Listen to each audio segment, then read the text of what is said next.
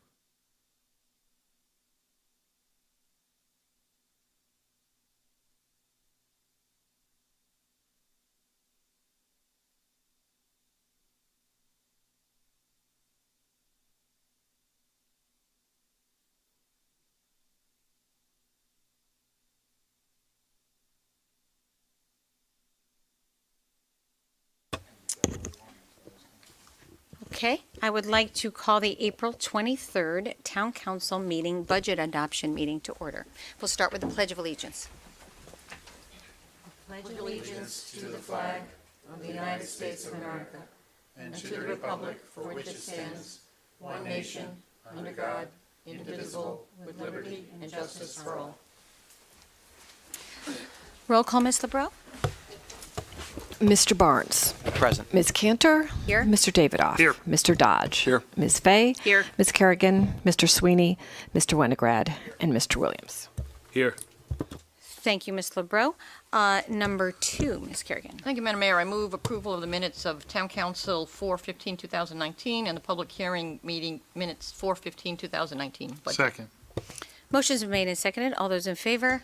Aye. All those opposed? Motion carries. We have no public forum because there's nothing that's on the agenda that was not subject to a public hearing. We have number 4, Ms. Kerrigan. Thank you, Madam Mayor. I move we place items 11A on consent. Second. I forgot to tell you about that. Yeah. Motion's been made and seconded. All those in favor? Aye. Aye. All those opposed? Motion carries. In the next, this is budget adoption night, and we ordinarily clump items together to discuss them, and then we separate them out to vote on them each individually. So, Ms. Kerrigan, number 6. Thank you, Madam Mayor. I make a motion to adopt items A, B, C, and D combined for purposes of discussion, but voted on separately. An ordinance deauthorizing $1,950,000 for projects authorized in the capital improvement budget for fiscal year 2019, 2020, appropriating $2,524,000 for projects in the capital improvement program for the fiscal year 2019-2020, appropriating $16,198,000 for projects in the capital improvement not to exceed $16,772,000 to finance the appropriations and pending the issuance thereof the making of temporary borrowings for such purpose. 6B, an ordinance concerning appropriations for the fiscal year beginning July 1st, 2019. C, an ordinance concerning appropriations to and in the capital improvement fund for the fiscal year beginning July 1st, 2019. And D, a resolution concerning tax levy on the list of October 1st, 2018. Sorry, second. The motion has been made and seconded, and we'll start with Mr. Hart and a discussion of where we are. And Thank you, Mayor, and good evening, everyone. Yesterday, I sent out a list of recommended options to adjust my proposed FY20 operating budget and capital improvement program. So you should have a hard copy at your places. The cover page reads FY 2020 Town Council budget options. And those items are also loaded in board docs for this evening as well. So specifically, these adjustments total a reduction of $1,518,000 to my proposed budget. If approved with these amendments, the FY20 operating budget would total $296,493,566, representing an increase of $8,411,984, or 2.92% over the current year. These recommended adjustments, I believe, are consistent with the conversation that we had at last week's Finance and Budget Committee meeting. And they're primarily designed to accomplish the following. Number one would be to mitigate the tax burden on property taxpayers. I know that this is an issue that the council is very sensitive to, and we appreciate that at a management level and are seeking to recommend some changes here. So with these adjustments, the mill rate for next year would change from 42.06 mils to 41.80 mils. The percentage increase in the mill rate would change from a 2.59% increase to a 1.95% increase. And the percentage increase in expenditures would change from 3.49% to 2.92%. Secondly, these changes, these adjustments are designed to incorporate changes already made by our Board of Education to the superintendent's proposed budget. And as council may recall, the board reduced the superintendent's proposed budget by a little over $296,000. Third, these changes are designed to introduce a new weekly yard waste collection program at a net cost of approximately $153,000. Fourth, the changes would increase the anticipated reimbursement for the private school nursing program by almost $101,000 for next fiscal year, or increase the reimbursement rate from 42 to 48% of expenditures. The town could achieve this target either through a true increase in reimbursement or by reducing expenditures. And I have two related goals to achieve by the end of May. One is to schedule a presentation to the Finance and Budget Committee regarding the current program, its history, and the statutory requirements that the town needs to satisfy. We can also, at that point in time, discuss any identified options to reduce the town's net costs. My second objective by the end of May is to meet with the private schools to discuss the town's interest in managing costs for all parties, both the town and the schools, and to solicit their input. And I will keep the committee informed of our progress. Fifth, and I'm getting closer. Fifth, the recommended adjustments are designed to expand the scope of the planned stormwater study for the Fern Road, Elizabeth Park, Asylum Avenue, Troutbrook Drive neighborhood to include areas along North Main Street, such as Lynbrook Drive, that have been recently impacted by sewer surcharges and groundwater overflows.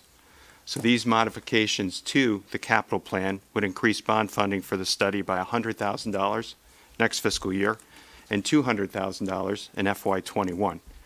But these changes would not require an adjustment to the FY20 general fund budget. Lastly, looking at the proposed budget and CIP as a whole, with these suggested amendments, I believe it represents a responsible spending plan. It would enable the town to maintain current services and programs. It would also provide some very important enhancements in public safety and allow us to introduce the new yard waste program. In addition, the budget would allow the town to maintain its undesignated fund balance at 9%, which is very important to the rating agencies, and to continue our efforts and your hard work over many years to address our pension and other post-employment benefit liabilities. So those are the main points I wanted to make, Mayor. Staff and I are happy to answer any specific questions that council may have regarding these proposed options to adjust our proposed budget. So we'll start with any questions from Mr. Hart. All right, we did get these ahead of time. We have talked about a number of them. So with that, I don't know, would any of you want to start with the, okay, Mr. Williams? Prepared to start. Okay, great. All right, I'll lead up. Thank you, Madam Mayor. All right, so 6 months ago, we had a finance and budget meeting where we discussed the potential for a fiscal stability plan. The meeting centered around our budget trajectory. During that meeting, the word, quote, unsustainable was used to describe the town's budget growth. Indeed, the outlook was so concerning that means to address it included options rarely, if ever, discussed before: pension obligation bonds, selling off town properties, and consolidating town services such as our libraries. Before I continue, I'd just like to thank town staff for putting together the budget. I know it's a lot of effort, so thanks for your time. Now, despite the dire warnings that we faced 6 months ago, here we are tonight faced with voting on another roll-forward budget with a tax increase. And let us not forget that this tax increase follows years of annual tax increases. I suspect that one of my colleagues may argue that last year's mill rate was flat, so in anticipation of that argument, I just want to point out that such an interpretation doesn't really capture the entire story, as the car tax was increased 28% last budget. The town's annual tax increases are exponential and unsustainable. The town council and the town administration knows it and has discussed it at public meetings, yet our trajectory remains unchanged. And what does this constant budget growth mean to the average resident? Well, according to the town's own numbers, that has meant an approximate tax increase of $2,000 on average in just the last 5 years. And remember, our average home, all right, isn't a mansion. We have a lot of working class families in town. And my comments and critique of the budget, they're not personal. I really do compliment the mayor. I think she works hard. I respect her. She's one of the most politically savvy people I've ever observed. And I'd also like to compliment Liam Sweeney, who chairs A&T, where I really have watched you make efforts to make cuts and see opportunities to have cost savings in your committee. Unfortunately, I don't think they always get into the budget, but I really hope you continue to work on that moving forward. But I'd just like to comment on the budget process, because it's apparent to me that it's not going to change unless we have more parity and we change the political makeup of this council. So first, one of the things inevitably what the majority party will ask on budget night is, what would you cut, which is a very politically loaded question, or what would you do differently, which is a sort of nicer way of asking the same question. And I think the question itself doesn't really actually reflect what goes on during the budget process, because throughout the process, we're constantly giving feedback, objecting in certain areas, making recommendations. And one example on my end, this budget cycle and the prior budget cycle was expressing a deep concern about the paramedic program. and I know that we have some paramedics here tonight, in response to my suggestion. And I'm not going to go into the merits of why I have concerns about the program, because I've done that many times publicly. But just suffice it to say that already there's been an increased cost of equipment, increased cost of personnel, reduction in ability to undertake inspections, which has had a related increased cost in the department, increased cost in overtime, and not to mention the wear and tear on our roads by having the fire engines going on the roads on a regular basis. Moreover, in the out years, the firefighters' union contract, which was recently approved by the majority party, situates the department well to expand into transport, which will involve the further purchasing of equipment and, I would think, inevitable increase in labor expansion. It's the wrong trend at the wrong time. But I am not picking on the fire department. But something has to give, and this political body does not have the political will to address any of those things. If you think about it, the school budget is completely out of control, yet we are a rubber stamp on the school budget every single year. The school population is about the same now as it was in 2001, and yet we have 3 middle schools instead of 2 middle schools. No one has ever given me an explanation that makes any sense as to why we have Bristow. No one could answer that question as to why we have Bristow. But we have Bristow, and Bristow is an increased cost so that other services, such as the fire department, maybe we can't go into certain program expansion because something has to give. It's unsustainable. Don't take my word for it. Take the town administration's word for it. And I would like to ask the majority party not to cite to binding arbitration system as an excuse as to where we are. It's really a terrible law that hurts our town. It's been protected by the majority party at the state legislature for decades. And I think it would be a great statement if this body pushed up against it. I mean, can you imagine the state legislature ignoring if the town of West Hartford challenged the arbitration system on a consistent basis? It wouldn't go unnoticed. The town council's silence on that issue hurts our residents and hurts every single municipality in Connecticut. The majority party campaigns on affordability every 2 years. And in the end, the budget really is a document that sets forth priorities, and affordability and sustainability are not priorities for this body or this budget. Thank you, Madam Mayor. Thank you, Mr. Williams. Ms. Kerrigan?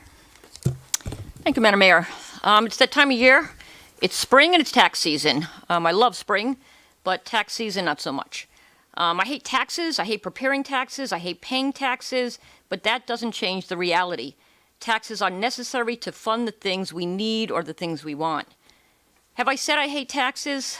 But what I do love is living in our community, West Hartford, a community that is rich with diversity of all kinds, economic, cultural, people with different skin colors, sexual orientation, and religious beliefs.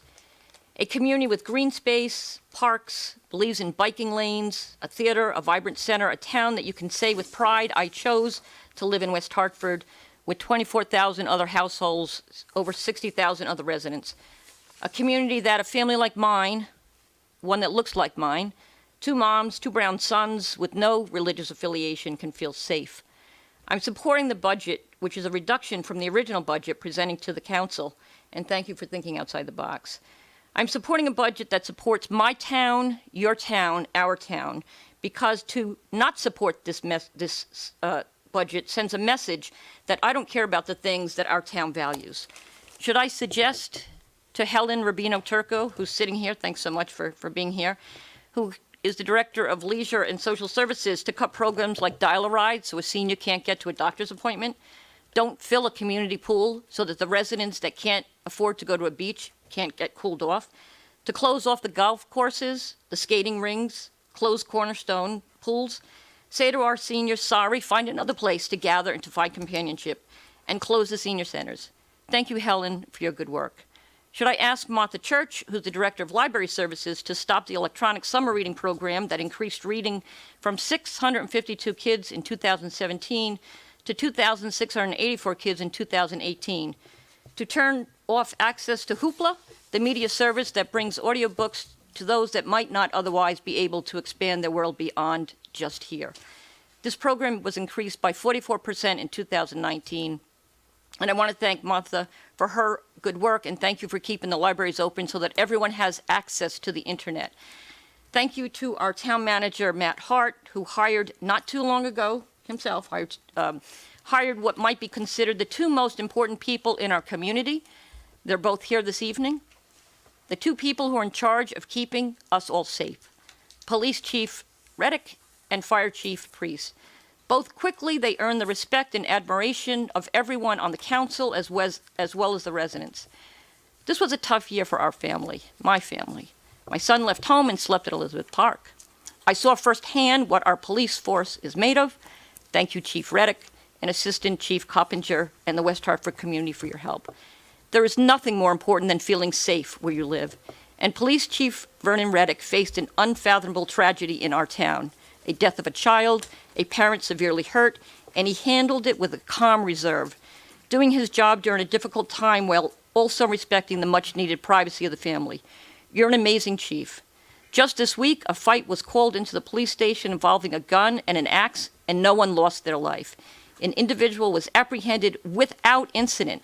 Without incident is a big deal in the light of the climate that we find ourselves living in. We have individuals in positions making difficult decisions that affect the lives of our residents and beyond.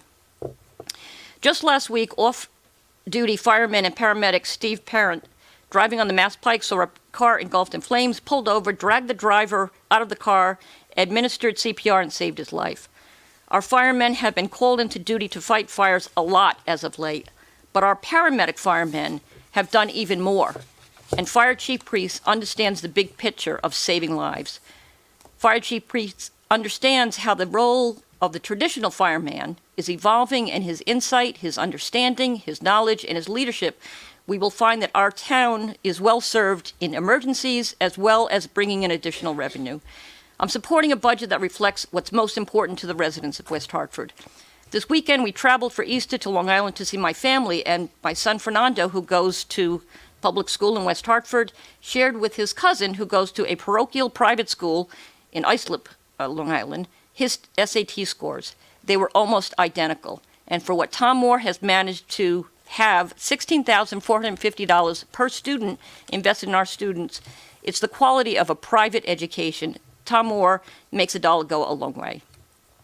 My other son, Carlos' gifts are not academic. His gifts are not measured in standardized testing, but he's able to receive a quality education from our nationally acclaimed schools right here in West Hartford. Thank you, Tom Moore. It's a good feeling for me to drive down my street knowing that the houses for sale will sell for increasing market value compared to other towns in Connecticut. My neighbor's house sold for full asking price in just one day and had to cancel the scheduled open house. Another neighbor who works for Volvo is being transferred back to Sweden. Another is downsized but still staying in town, moving near the reservoir in a ranch. West Hartford continues to be a desirable town to move to, and our new neighbors who have been transferred here from outside are impressed with what they get for their money, both their house value as well as their tax dollars. The reality is contracts with financial obligations, health benefits combined with liabilities that have long gone underfunded come due. Let me take a sip of water. My last page. It's an important night. The MDC's escalating charges continue to drive our taxes up. Mayor Cantor, Town Manager Matt Hart, Council Pat O'Leary worked diligently at finding ways to rid us of the MDC's ad valorem ball and chain, a property tax that pays for our sewage when we should be charged on water usage, not property values for sewage. The MDC continues to drive our property taxes up. We are all open to continue to deliver services without raising taxes. We sat through our budget meetings, going through expenses line by line. We're all looking for ways to save our money. Had a way been suggested to decrease the budget without risking safety, without putting our education at risk or the quality of our town, we would be sitting here talking about that. But the reality is that there wasn't any. We all come to this council with different experiences: lawyers, accountants, business owners, corporate employees, and I'm self-employed. We all want to do what's best for our town, and we all have the town's best interest at heart. Rick Ledwith, along with Town Manager Matt Hart, managed to finalize contracts for the folks in public safety, both fire and police, with compromises made on both sides. Thank you, Rick, who's also here, and Matt. Today I ran into Burke Dorr, a Republican who sat on this council long before I sat on the council. And Burke Dorr, a Republican, complimented us all on the good work we are doing in town. He then commented that he wanted Farmington Ave swept, so John Phillips, here's to you. I know you'll get it done. And I thank you, John, for continuing to have good ideas such as picking up yard waste. We have such a good staff that's working for us. My challenge to everyone and to anyone, whether you sit on the council or you're listening at home or you're reading about this, if you have any ideas, any thoughts, any comments, please, we are open to anything. We're all in this together. Thank you so much. I will be wholeheartedly supporting this budget. Thank you, Deputy Mayor Kerrigan. And, okay, Ms. Fay. Thank you very much. Notwithstanding all the accolades that Beth gave, our Deputy Mayor Kerrigan did, I can't disagree with those. We do have a great town. We do have a great staff. We do have great people who live in this town. But I'd like to think that one of the reasons that I was elected as one of the newer town council people here is because people wanted to see a breath of fresh air, somebody with a fresh pair of eyes, and somebody with a very strong financial acumen who specializes in employee benefits and pensions and has run major businesses. So I bring that lens with me as I come here. I can't say anything to add to Ms. Kerrigan's remarks. We all know that. That's why we live here. There's no doubt about that. But when I look at this, I like to put things in perspective for the average resident as I talk to them each and every day, as people come to me, my neighbors. And the trajectory of costs that we've got, they've been increasing at the rate of 7.2% a year over the past decade or so. And again, I like to put things into perspective. So I use my own house. You can go look at my address, you can put it into Zillow, and you can do the same analysis I did. You can do it with your own home as well. And I bought that house 15 years ago and paid $305,000 for it. At the time that I bought the house, my property taxes were $5,000. I thought that was pretty reasonable, not too different from the town that I came from, which happens to be East Hartford. But they're up over 80% now, over $9,000 in just the 15 years that I've lived there. So nearly double. And I know Beth spoke about house appreciation. Well, that's not the case with my house, and my house is a perfectly fine, lovely home, and it's gone up about 6% over the 15-year period. So my $305,000 investment is worth about $325,000 now. Now I would be thrilled to pay these property taxes of my house that went up 80% and was worth $600,000. I'd be overjoyed. That'd be fantastic. What a return. But that's not the way it is, and I don't think that's the experience of most homeowners here. They're seeing their taxes go up exponentially, and they're not seeing their price of their homes appreciating. And that's what happens. The higher the tax rates go, the lower it depresses the prices. That's just economics. Now, when I was on Zillow, and I updated this for today, I was kind of even more depressed when I looked at how they categorized zip code 06107, which was a primo zip code in West Hartford because it encompasses the center and Bishop's Corner. And Zillow called our home market cold, in fact, ice cold. It was down to the lowest blue bar you could possibly get in a buyer's market. So, those aren't good signs. And I think if you talk to a realtor, which I used to be a realtor, I had a real estate license for 16 years, and I know a lot of real estate agents, they're not doing so well these days. Prices are down. I think volume's down as well, and it's tough. So I don't know where the numbers are coming from, where everybody's happy with their home prices, but that's not what my information tells me. So I think we have a real concern. I know that the rest of my peers here on the council, and I do consider them peers, I do consider many of them friends. This is not personal whatsoever. Like I said, I'm bringing my finance hat with me and the lens that I'm looking through. Several of our towns in Connecticut have been able to keep their taxes flat. So while I appreciate Mr. Hart's efforts to keep on, nibbling away at that mill rate, we've asked for flat budgets, and other towns have done that. New Britain, New Haven, Danbury, and Vernon. And I would argue that they probably have even more stress on their system with their population, some of them being cities, than we do. So I think it can be done, but I think we need to challenge ourselves more. The first budget that was presented to us had an increase of $9.8 million, or 3.42%, and increasing our mill rate from 42.06 to 42.06, excuse me. those are big numbers. So, it impacts not only homeowners with homes, but also people who have cars and trucks and other vehicles. They're going to see their property taxes go up. I look at the mill rate, and I know that's just one indication. There's assessed value, and there's other factors that determine your property tax number. But I just tried to see where we were, and then I cut it off at 40. And we're in line with towns like Meriden, Middletown, New Haven, New London, Norwich, New Britain, Naugatuck, East Hartford, my hometown, which I love. But is that the company that we want to keep? Our surrounding towns here, Avon, Simsbury, Farmington, they're significantly lower. And I've seen my friends move to those surrounding communities, as well as Bloomfield, which is also a lower tax. So they come here, they'll go send their kids to the school, and once the kids are done with school, they move to a lesser cost area. So that's a reality. One town that I didn't mention on this list with mill rates is Hamden. I definitely don't think we want to be in their company. They're insolvent, not a good situation. So I think this is a very serious issue. We've got to keep our eye on the ball. I think in terms of operations, it's a well-run town. I'm not here to be disparaging towards West Hartford. I like a lot of the staff, and I think they're very capable. So that's not what this is about, but we've got to think of other solutions of how we're going to stem the tide on these costs. We just can't keep passing them on. We can't just keep doing this. I think we're at a breaking point. I think we're at a tipping point.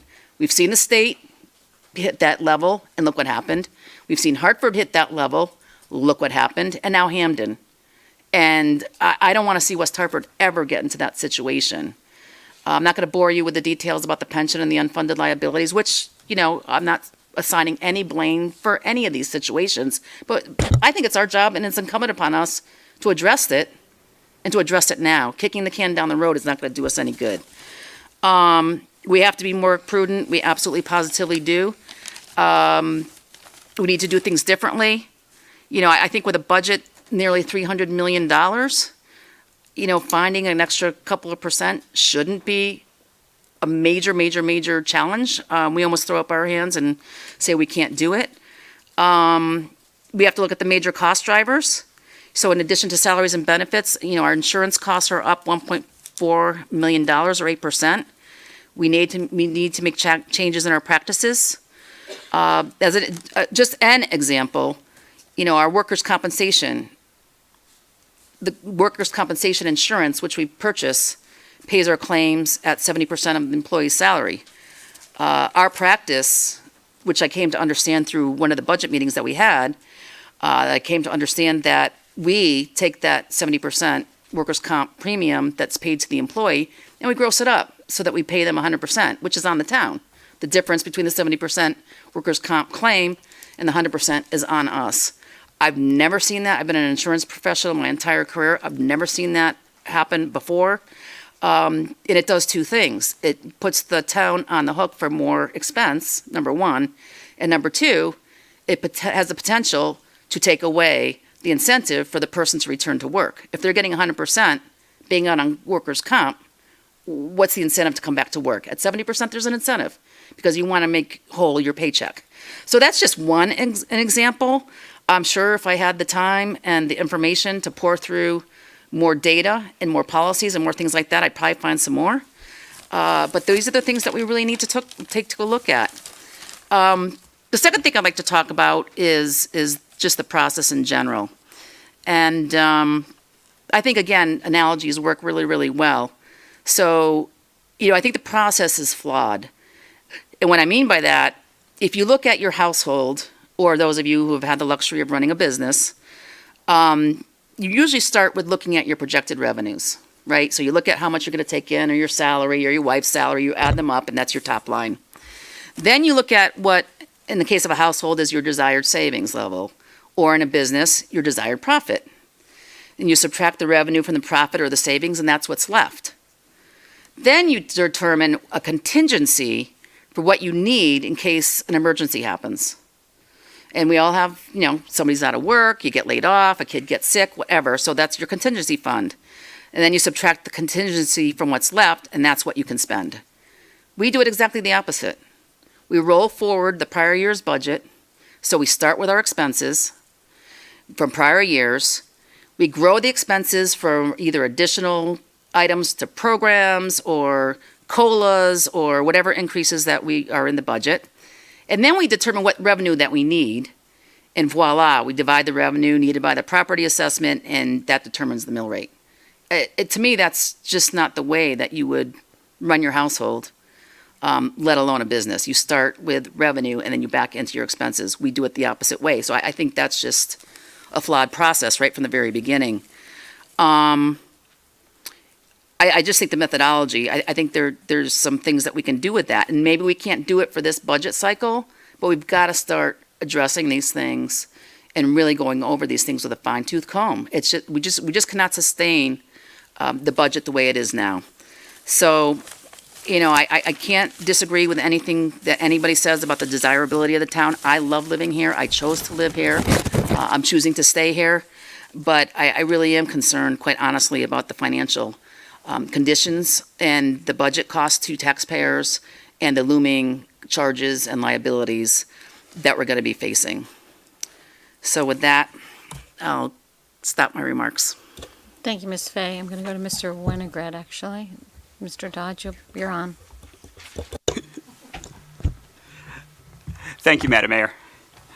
And thank you, Matt Hart, Peter Privatera, John Phillips, Mark McGovern, and the rest of the excellent team of public servants who show their passion and dedication to our town every day. I will be supporting this budget because it is responsible, fact-based, and forward-looking. First, it is responsible. It continues, for example, to fund our pensions in accordance with actuarial recommendations, despite the fact that these amounts continue to grow. We also continue to add to the amount saved for other post-employment benefits. We could avoid these increases to lower the tax burden in the short term, but that would quite accurately be seen by credit rating agencies as poor fiscal management. It would, in my opinion, be a very bad idea. The budget is also fact-based. By this, I mean that we are not making overly optimistic projections of growth or savings from efficiency. We look at facts, not wishful thinking. But I also mean it is fact-checked. For example, last week at our budget discussion, the town staff produced for us a series of charts comparing West Hartford to a number of other communities in the state regarding tax rates, fiscal indicators, demographics, etc. One of the more dramatic charts showed that the equalized mill rate, which is also known as the effective tax rate, which is really, and I asked about this and I've checked out and I agree, is kind of the gold standard of comparing one town's tax rate to another, that equalized mill rate had grown by less than 1% in total in West Hartford since 2009. Far less an increase than all but one town in the comparison group. Now that seemed counterintuitive to me. I mean, I pay the taxes like everybody else. How could that be? So I checked the numbers independently and also compared us to a different set of towns, the official comparison group known as DRGB. Now there are a lot of problems with the DRGB as a comparison group for us. It is statutory, we're considered in that group, but it tends to be a group that is a lot wealthier than ours. It also does not include any other MDC towns, so they have an automatic advantage in their mill rate in that they don't include the sewer costs in their tax rate, and they also don't have to face the increases we've been getting from MDC. But at least the advantage of that comparison group is that it avoids cherry picking, where you just pick the towns that prove an ideological point. You know, we can go and find towns that have zero. We could find towns that have a big increase this year and say, hey, we're better than them, we're worse than them. But if you have an objective group, then you can get sort of a better way of benchmarking a comparison. And the result was the same. The effective tax rate for every other town in that comparison group, again, of wealthier towns than ours generally, they all grew much faster than we did. In fact, they're all on an upward curve, whereas from our point of view, we actually were pretty high back into the beginning of this period. And our trajectory actually went down a bit and then steadied out, whereas the rest actually have a pretty consistent curve if you look at it. So I think we're doing pretty well with them in that comparison. Finally, the budget is forward-looking. Respect for our environment as well as our budget demands that we do a better job reducing the solid waste we produce. Unfortunately, our trial program of weekly recycling failed to increase the amount of recycled material or reduce non-recyclable trash. So we're canceling that program and going back to bi-weekly pickup of recyclables. But with a portion of that savings that we're getting from that, we're starting a new program for collecting yard waste and brush, both in bags or bundles or in new 95-gallon barrels. Details of that will be coming out. Matt's talked about some of them.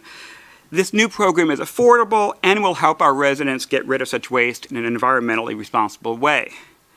In addition, our capital plan includes improving North Main Street with road lane reconfiguration as soon as we complete the bridge project near the School for the Deaf. This new lane design will make that crucial corridor more pedestrian and bike friendly and safer for cars as well. We also include needed funds for infrastructure work at Walcott Park and Kennedy, beginning of modernization of the recycling center at the Public Works facility, additional school security, and necessary bridge replacement on Fern. Again, we're looking forward, we're responsible, and we look at the facts.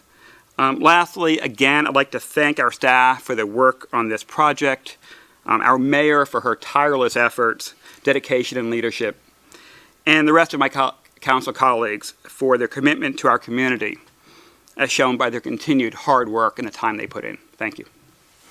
Thank you, Mr. Winograd. Mr. Sweeney, would you like to go? Okay. Well, would you like to go, Mr. Barnes? Very good. Thank you.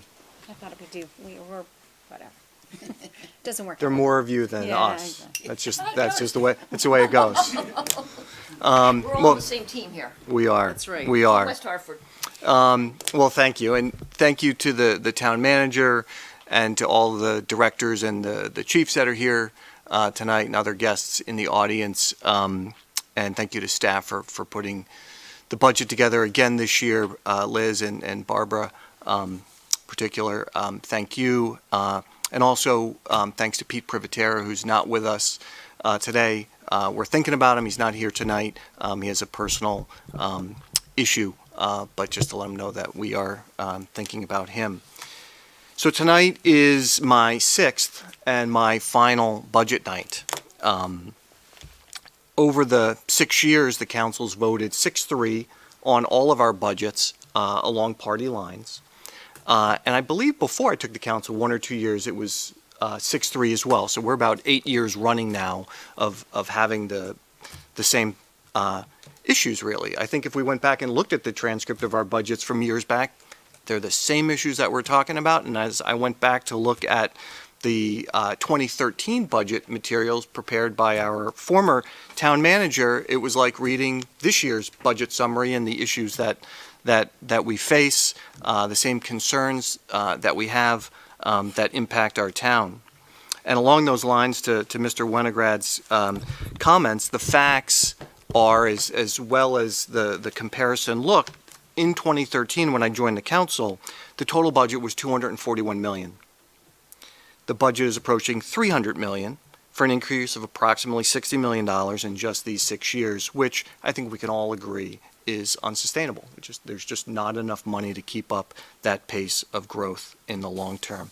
And so my remarks tonight will address the budget process and why I believe we don't have enough information to fully evaluate and consider this proposed budget. Now, the process starts, and part of the reason why I'm talking about this tonight is that I received a number of emails from folks, residents that wanted to know about the process and whether, how we arrive at a budget to vote on budget night. And it starts around December when the town manager sends out an email to all of the directors telling them it's budget season again and it's time to put together your proposed budget for consideration and discussion with the town manager. And then in turn, that turns into our proposed budget, which we receive, I believe, in the second week of March every year. And then we have 6 weeks of review. We have many subcommittee meetings that we all sit on, and we have an opportunity to go through the budget line by line and ask questions, propose cuts, or consider additions to the budget, what have you. And that all culminates tonight when we have an opportunity to share our comments with you and ultimately vote on the budget. Now, the And so, as I mentioned, the 60 million tax increase over the 6 years has just shown that year over year that the council has, been unable to bend that curve. Now, I believe some of the comments tonight have talked about trying to achieve a zero tax increase budget. Last year, we had talked about that. I'd asked the town manager for that, and we weren't able to be able to look at what a zero tax increase budget would look like. This year, actually last week in a finance and budget meeting, the mayor had requested that the town manager provide a no tax increase budget for our review. And we received a one-page memo with respect to what the town would have to do to reduce $2.6 million in a proposed town budget in excess of $110 million.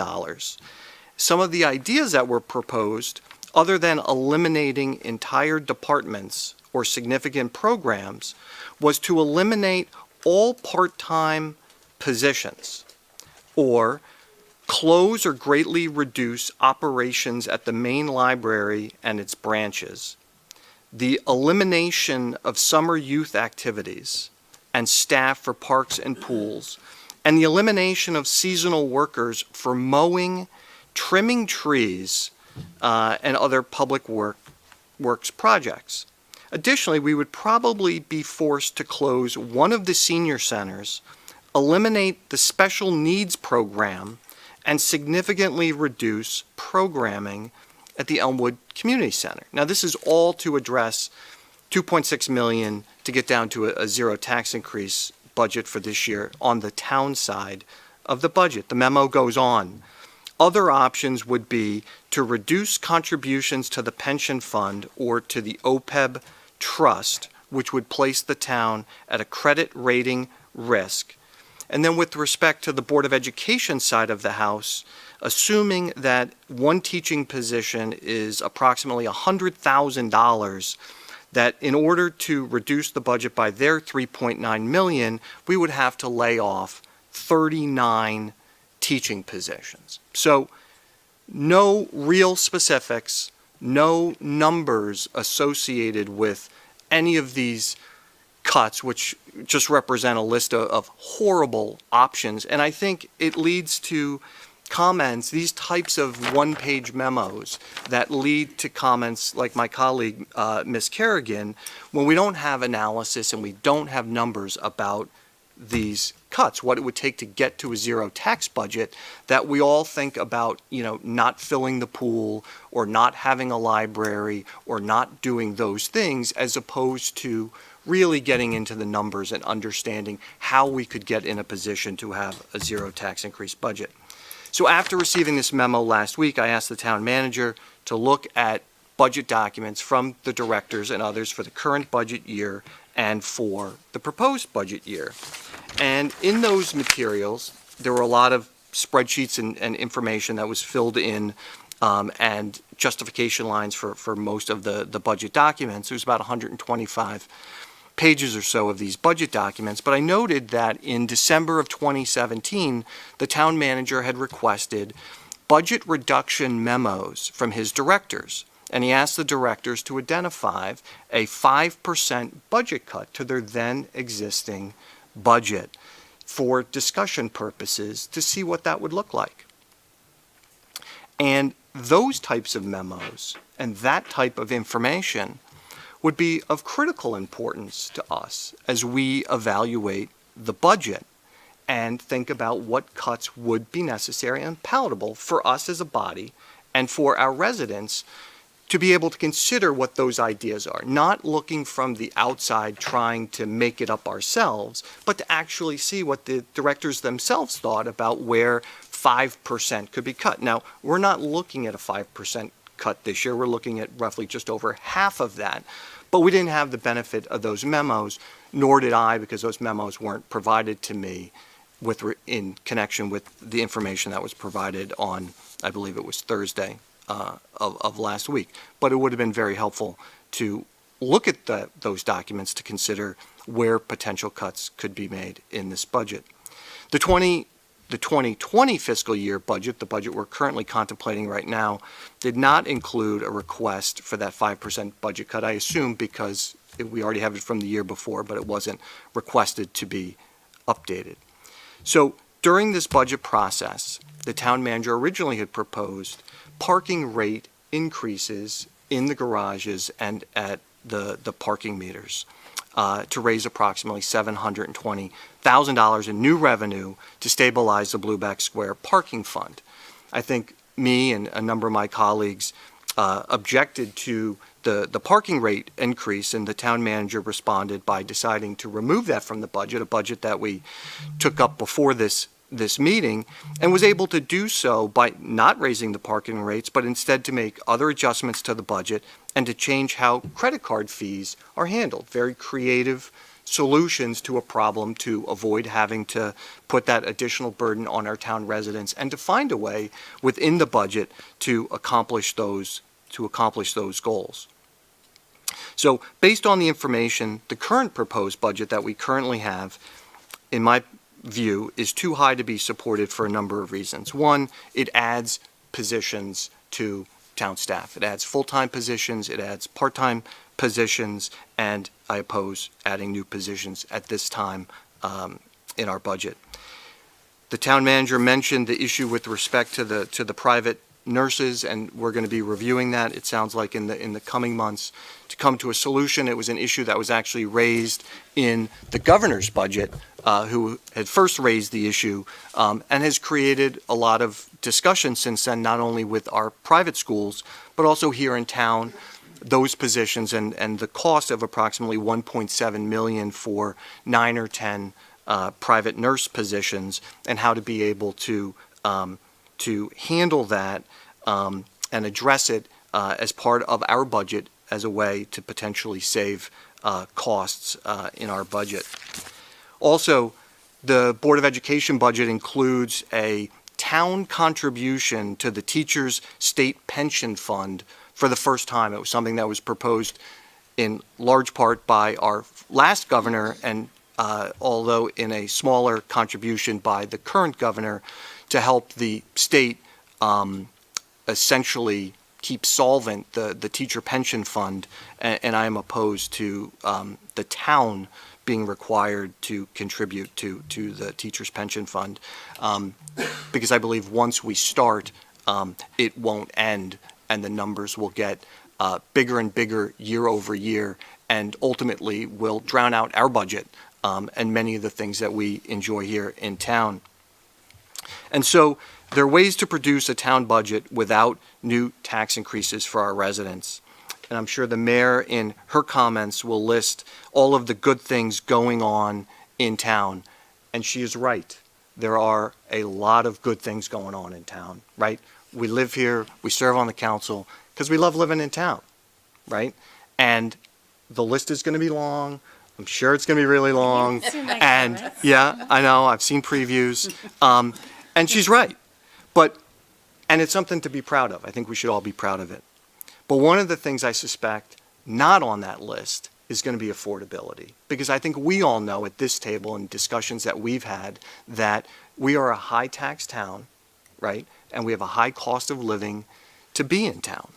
And that creates a challenge for us and for the folks that live in this town. Some people can afford it, some people can't, and the year-over-year budget increases puts a tremendous amount of economic pressure on many of our residents who cannot keep up with these tax increases. And in addition to what we've already talked about here tonight, the town has many challenges that we need to confront, from pension and OPEB deficits to high debt, poor road conditions, aging school and town buildings, higher costs from the MDC for sewer and water, higher costs for trash and waste removal, unfunded mandates from the state such as MS4 for stormwater regulations and having to comply with those, and now more recently concerns about the town's stormwater infrastructure and the cost to repair or replace it, among other issues that we currently face. And I am almost done. There is still work to be done on this budget, in my opinion, and that a no tax increase budget is possible. We can send a message to our residents that we hear them and we will hold the line on taxes. We will also send a signal to the Board of Education that we will expect tighter budgets in the future from them with low or no increases. I think we need to set an example and show them it can be done, because I think if we don't take the lead on it, they're not going to be incentivized to find the cuts in their budget if we are not leading by example. And so I ask my colleagues tonight to vote no on this budget and to ask the town manager to produce a town budget with no tax increase, a real line-by-line budget, so we can see what cuts it would take to be able, from the town side of the house, to show a no tax increase budget. And only then can we be fully informed and in a position to be able to evaluate, consider, and vote on a town budget. As the town manager said in his memo to his directors, this was the 2018 memo, he wrote, "Ultimately, final decisions will be based on what the town council believes the taxpayers of West Hartford can afford." That's what he wrote. And I submit we do not have enough information necessary to make this decision. And I will be voting no on the budget until more information is made available for our consideration, and I hope you consider joining me. Thank you. Thank you, Mr. Burns. Mr. Dodge. Thank you, Madam Mayor. And thank you to you and the other members of the Finance Committee who have worked so hard on these issues. And thank you to my council colleagues who I've enjoyed working with and who I look forward to continue to work with on some of these difficult issues. And thank you to the town manager, the finance director, the town staff, especially the public safety staff who are in the room tonight who put their lives on the line for our town residents. We appreciate everything that you do. I have very little to add to what's already been said tonight. I appreciate the efforts that the town manager has put into this and that we're able to keep the increase in the mill rate under 2%. What I hear when I go out in town is, yes, people are concerned about affordability, but fundamentally people are very happy with the quality of service that they receive in West Hartford and with the quality of life that we provide. And we remain an attractive town for folks. It's still a place where my wife and I, having just sold and purchased a house a couple years ago, one of the issues we had was finding housing stock that wasn't moving faster than you could buy it. One thing we hear from Mark McGovern is that one thing that's desperately needed in town is more Class A office space. People want to be in West Hartford, and we have less inventory than is available for folks to move here. One thing I did just want to single out, Madam Mayor, and something that you've made an effort on is that, I think it's around 80% of this budget, of our town budget, is fixed costs, things that we have no control over. And one of those costs, which has become significant and is increasing at what I believe is an irresponsible rate, is something that we have no control over, and that's the MDC budget. It's a cost that I've said repeatedly is something that MDC towns are required to bear, that no other town in Connecticut that I'm aware of is required to bear. And West Hartford, even within the MDC system, is uniquely affected by that because we end up subsidizing at least one, and I think probably a couple other MDC towns for their sewer services. And that's a cost that no other town in Connecticut has to contend with, and it's a budget that we have, frankly, zero control over. And I think that if we were to move away from an ad valorem system to a user-based system, there would obviously be relief within our budget. And as I said a few weeks ago, when we considered a resolution calling on the MDC to look at this, it would also increase accountability on the MDC. And it's one of those things where I wish there was an easy solution to it, but frankly, it's a political problem because it's something that we're not going to be able to change on our own. I think it's something that we probably need state action for, and something that's frankly out of our hands. But I do want to thank you for your efforts in addressing that issue. It is a significant cost that needs to be taken out of our budget if West Hartford's to remain competitive.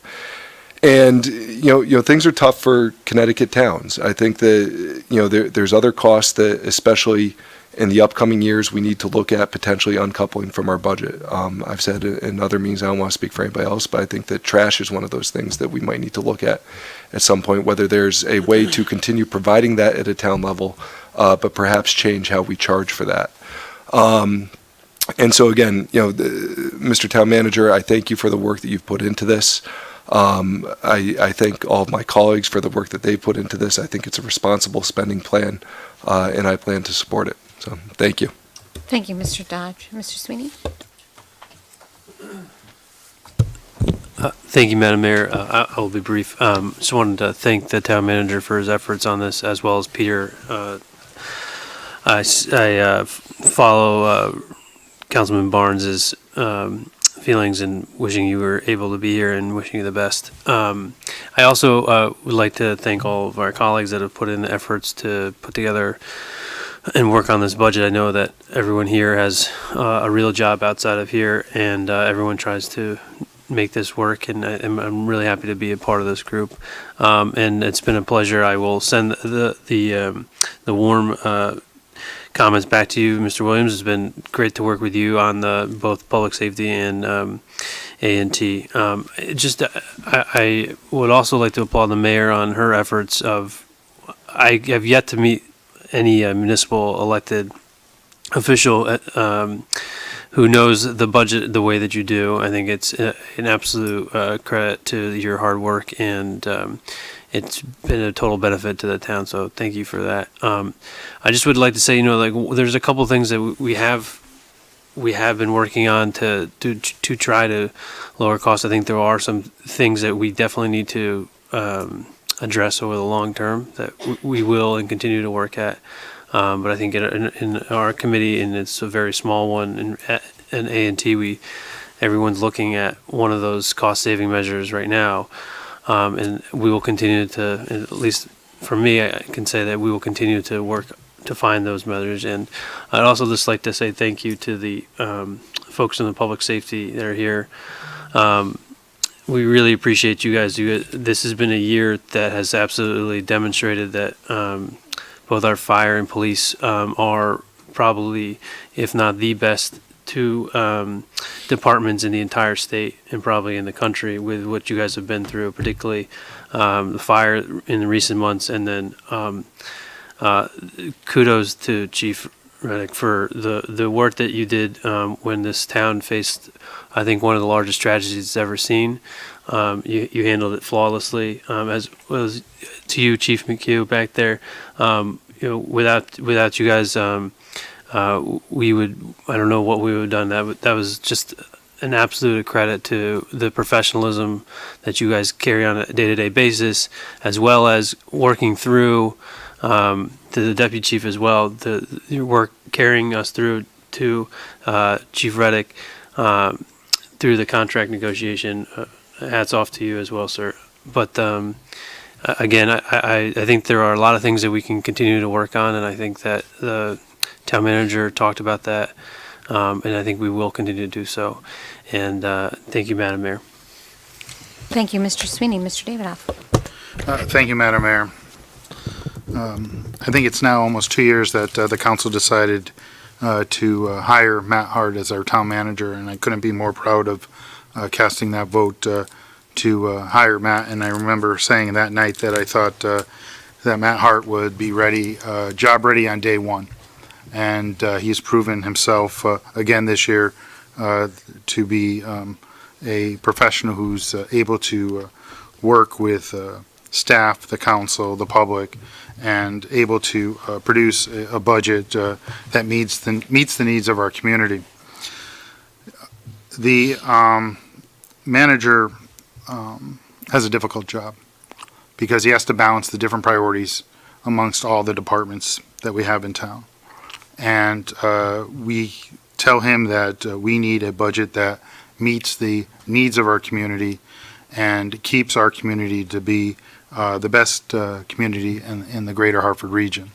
And in my opinion, He's accomplished that this evening, and we've adjusted it.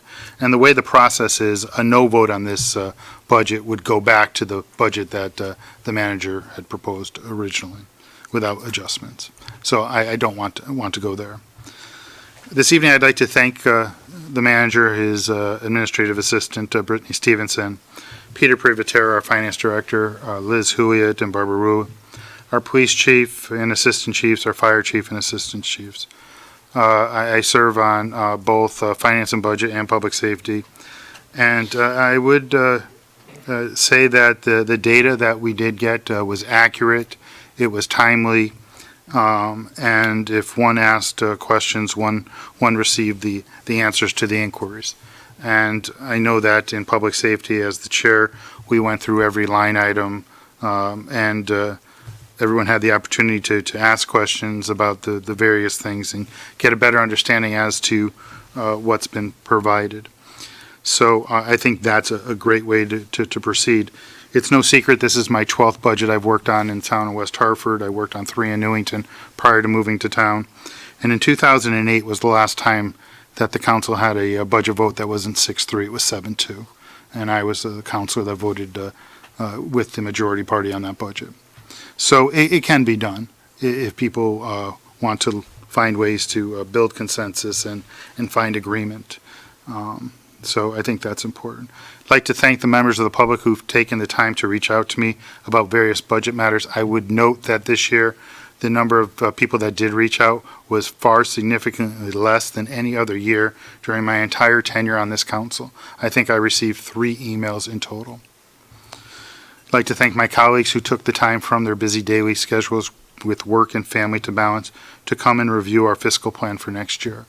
It's a combined effort that one of the things that I've realized is we don't always agree, but we can agree amicably. And I think that's very important, that we conduct ourselves in such a manner that people are proud of the West Hartford Town Council and the way that it handles its business. And I would be remiss if I didn't thank the media and the local TV access channel for keeping our residents informed, because there's not a lot of ways to get our message out there. And you can't really believe everything you read on social media because, in my opinion, there's a lot of fake news out there. So if you're not involved in the process, you don't really have a lot of the answers. And when you look at the budget, and this budget's no different than any of the others that I've examined, there's the same budget drivers: salaries, benefits, pensions, and healthcare. This budget meets all of our obligations. We have a contractual obligation to pay the salaries and the benefits. All those contracts were negotiated and bargained, and we have made significant progress over the years to contain healthcare costs, pension costs. There have been changes in the contractual language that we will see benefits over time. It just doesn't happen. We are funding our pension obligation at the rate that our actuaries have determined is the amount that we should contribute to them. We're not leaving a hole of not funding that. Because why don't we do that? Because we are a fiscally conservative, well-managed financial community who values its AAA bond rating and wants to do the responsible thing, and we're not kicking the can down the road. We're meeting our everyday obligations, and this budget definitely does that. Our last council meeting, we talked about the MDC ad valorem. We all agreed, that was a unanimous vote, that that system has got to end, and we have to find ways to make that end, because West Hartford is bearing the brunt of something that is uniquely unfair to West Hartford. And that's a huge piece. That's $1 million almost for over last year. That's a significant sum of money. Look at state funding. We don't get our fair share of ECS money. We've been saying that for over a dozen years. It doesn't matter. It's just not there. The state doesn't have the funds to keep sending it. And if you look at budget over budget over budget, they keep reducing the amount of money and revenue sharing that they're providing to the towns and cities in the state of Connecticut because there's a greater need to fund the state programs. And that's what we're seeing. And this year we're seeing a new state mandate. And that's the TRB. And we're doing the responsible thing of accounting for the likelihood that that would be something that we would have to absorb. To be a AAA bonded community, you need to have an adequate fund balance. And believe it or not, West Hartford's fund balance, when compared to other AAA communities, is on the low end. We're at 9%. And we all know what happens if you try to use that fund balance. They sort of look not very favorably upon you when we tried to use it in a short-term measure for Storm Alfred. They thought we should do some type of short-term note instead. But it's important to have funds available in case of emergencies. You need to have a safety net. You need to have a plan. And we have a plan, and we fund the plan.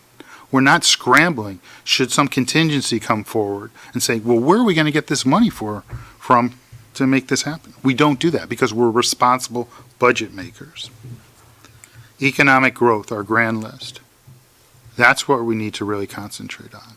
And I think there should be universal support around this table that we need to find ways to encourage businesses to relocate or to start their businesses here in West Hartford. Retail, I've said this over and over, retail and restaurants do not pay a large percentage of property taxes. Those aren't where we're making it on the personal property from those entities.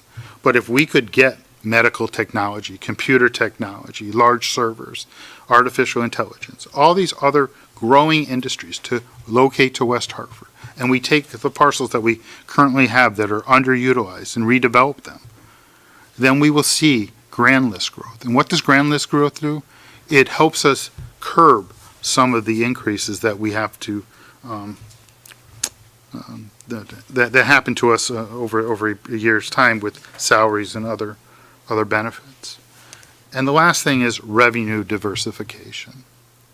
We are so reliant on the property tax as our sole revenue source that we need other ways to be able to function, to fuel our government services. I'm a firm believer that what can be done in the private sector should be done in the private sector, but there are necessary services that are done in the public sector, and those need revenue streams to make it happen. So that's the drivers here. And I want to now talk about public safety.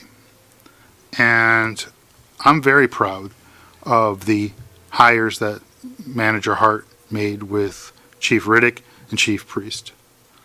You can see the success of an organization by the individuals that somebody decides to surround themselves with to make things work. And in my opinion, those were probably the two best hires that I have seen in my tenure on the council. These two individuals have provided innovative, creative solutions to issues. They're willing to look at their departments and see where there are efficiencies, where we can effectively provide these services, but not at the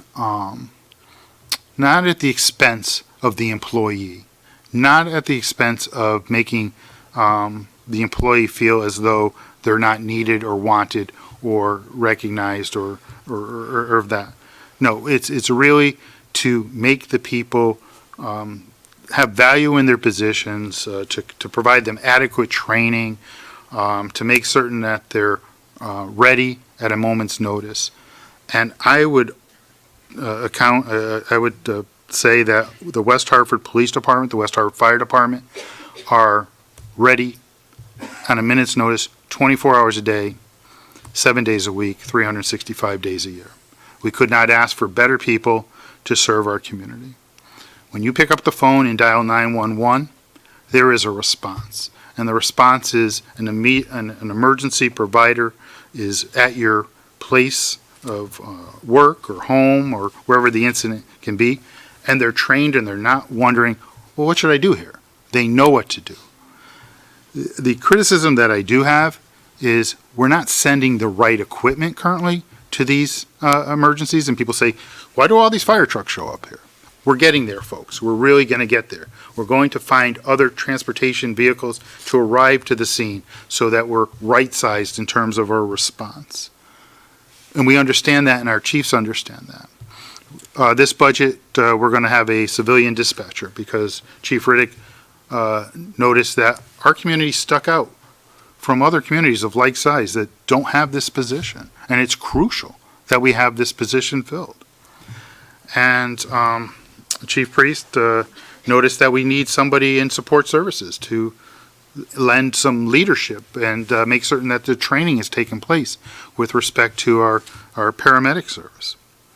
So we're doing a lot of good things. We really, really are. We asked the manager to see if our fire department was the right size. And we retained the services of Fitch Group to provide us a study, and we're waiting for those results. But I will not be surprised, okay, if they come back and they say that 21 people is the right size. And I do thank Mr. Williams for offering a suggestion as to where he thought we could save resources, and he thought maybe reducing the size of the force and not doing paramedic service. And we just disagree. We totally disagree on that. I think that had we done that this year, and we're at 17 and the contract allowed us to be 17, we would have to pay AMR $300,000, and our budget would not have a revenue source of about $700,000. So it would be $1 million hole somewhere else. I just don't think that's where we want to go. I said last week, we were meeting in room 400, that I thought the next step we need to get to is providing transport, because I think that's a revenue diversification mechanism that could generate between $1 and $2.5 million a year if done right.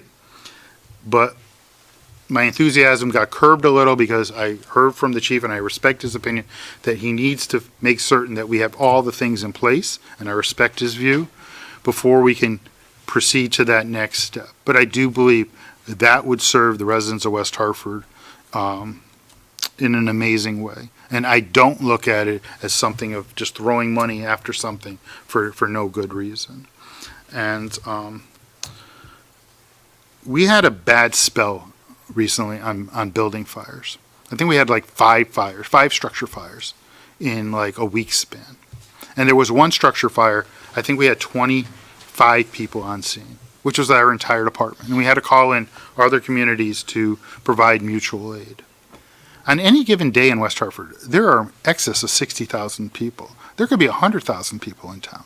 And we've got 21 people per hour to handle medical and fire calls. Doesn't seem like that's a lot, an excessive amount of people to be handling those types of concerns. And with respect to structure fires, they're different today because building materials are different. And when things ignite, there's different chemicals that are emitted and different chemical reactions take place. And we just heard during our budget hearing that we needed to get a new set of gear for our fire department because they've outlived their lifespan. We don't want our personnel to be placed in a situation where their own safety, their own health and welfare is in jeopardy because their gear is inadequate. And I had a discussion with the chief. I said, so when they come back from a fire and unknown sources as to what the contaminants were, he says, yeah, we have to, contaminate the people and make certain that they're not bringing these things in. And one just has to look at what happened at 9/11, where emergency responders came running in to these situations where all these chemicals were coming out. And you're seeing a lot of people now are suffering bad health consequences because of, the contamination.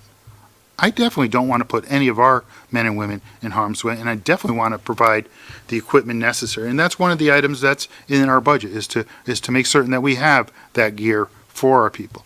And in previous years, we made certain that our fire department personnel had the breathing apparatus because ours had expired. And on the police side, we're going to make certain that our indoor police range, which is down on Brixton Street, is brought up to a modernization. And there's an opportunity to partner with other communities, regionalism, where they can possibly benefit from an indoor range because there's not a lot of indoor ranges in the greater Hartford area. So there's a lot of things that we're able to do and we have the right personnel and management to make these things happen. That's what I want to say. And that's all I'll say on the public safety. I also serve on finance and budget.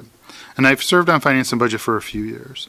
But the person who served on finance and budget during my entire tenure on this council has been Mayor Cantor. And let me tell you something. She knows this budget line by line, item by item. She can speak about it without pulling out the budget book. She can explain the rationales as to why we're doing something or not doing something. She does her homework, and she works really hard to build consensus.